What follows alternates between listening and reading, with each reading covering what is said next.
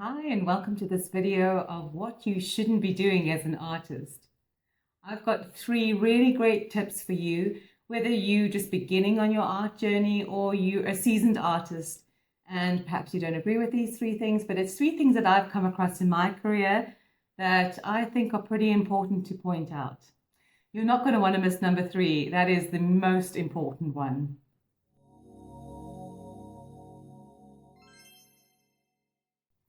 Okay, so a little bit of background about myself. I have been painting since I was in my early 20s. I took art at school. I took art as a second subject as well, which we could do back then. And I took sculpture and ceramics. I'm primarily an acrylic and mixed media artist, but I dabble in all sorts of things. And I've sold about 1,200 plus paintings to date. So I'm going to be 50 next year. So I've had about 25 years of experience in this, and 20 of those years I have been doing this professionally. So I've got a little bit of street cred about what I'm about to say. Number 1, and this might be like a no-brainer to some of you who are more well-seasoned artists, but to those of you who are perhaps starting out, this is a very important thing to point out, is professionalism. So this is about paperwork. I know it's not something you're going to want to hear, but paperwork is really important in the art world, because when you hand over paintings, your precious paintings, to a gallery, you're going to want to give them a consignment note as proof that you have given them those artworks. And equally, when you sell something, you're going to invoice them. And when you take something back, you're going to give them a retraction note. And this not only protects the gallery, but protects you as well. I had an incident where I had a few of my work stolen from a gallery, and the insurance company wanted to see the consignment notes. So I had that all in place, thank goodness, and I got paid. But you're going to need a paper trail, because sometimes things can get messy, especially if you're working with more than one gallery. You need to know where your stuff is and who's got what and what's been taken back when, and you get the picture. So paperwork, it's something I see a lot of artists just don't do, and I know artists are notorious for being kind of slack in that department. And we've got this bad reputation of being hippies or bums or layabouts or whatever it is. You're an artist. Oh, really? No, you've got to have a certain amount of professionalism, because this is a business. If you're running it as a business, if you're selling your work, you have to be professional, and you have to have that paper trail. And just to safeguard yourself. Number 2 is, and this is one of my pet hates, it's you shouldn't have an attitude. You don't come across it often, but when you do, it's really irritating. When an artist feels like they're just like the bee's knees and they've got such an attitude, maybe, they might have great reason to have an attitude and feel like they're a master walking this earth. But it's always great to stay humble. And the reason for this is I had a curator friend who was the curator at a gallery that I was at, and she told me that there are some people who come to her and it's almost like they sort of approach her like they're God's gift. And there's nothing more off-putting than that, especially to someone who's a gallery owner, etc.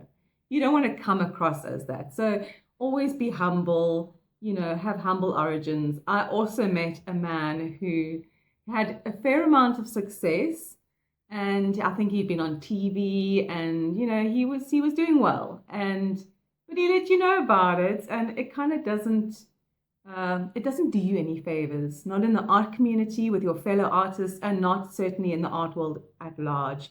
When you have, it's like, in the music industry, in the fashion industry, in the film industry, if you're a diva, you get a reputation. You don't want that.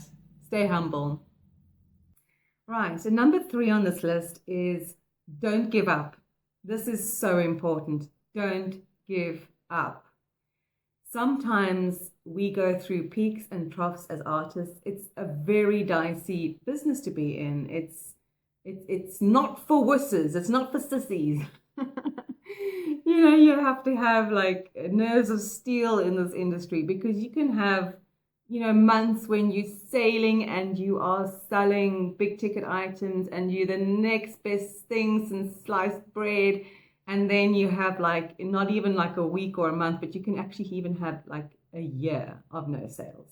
So always be prepared for those times. So if you are sailing or flying high, just remember to put something away for the months when you're not going to be, because they happen. I also had an exhibition once, a solo exhibition, and I was on cloud nine. It was like a sellout and almost sellout, and it felt so great. I thought I would never not feel that great about my career, and like this is it. It's the pinnacle, and that's fine. But then like I had such a like dry season after that, and it was like, oh, what happened? It was like, woo. So it happens. It happens to all of us. I think you just have to have a kind of contingency plan for those times where things don't go well. I also knew like a really famous South African artist. He was in the book of South African artists, and he said to me once, Sherry, I might sell big ticket items for like 5 figures. He said, but then I have months of nothing, and I actually start painting little paintings that I sell for 3 figures. And he said that puts bread and butter on my table. So take it from a real professional. We all go through this. You just have to have a plan. And the great news is that we are living in a day and age where we have the internet, and there's so many tools out there that we can use to promote our art, to market our art. At the moment, I use Saatchi Art that allows you to put your originals up for sale. They do print on demand, so you just put up your picture and they will handle all the printing and sending it to your client, and you get a royalty, and they do very good royalties at Saatchi Art. I also have Redbubble, which can also do prints for you, and they also print on demand. Print on demand is a great thing as a passive income. You're going to want to have a lot of different channels that you're receiving money on, to get through the months where you're not selling your original art or whatever you're doing. So Redbubble is one of them. You've got Zazzle. There's so many out there now. But yeah, like something like Redbubble, you can do prints and you can do products, so t-shirts and caps and cups and iPhone cases. You can do things like that, which is also a great way to make passive income. The other thing I do is I do book illustrations. So I've just finished doing 2 children's book illustrations, and it's great fun. It's like really good money as well. And it's something to do in those months when you're not very busy and you need something to tide you over.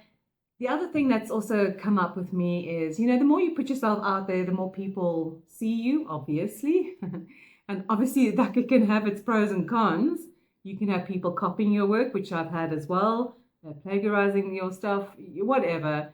That can be the best form of compliment, but it can also be quite irritating, especially when they're claiming the work as their own. So yes, of course, you have that kind of thing happening. Now we've got the AI thing, that's also copying art, and it's a bit of a bone of contention with artists.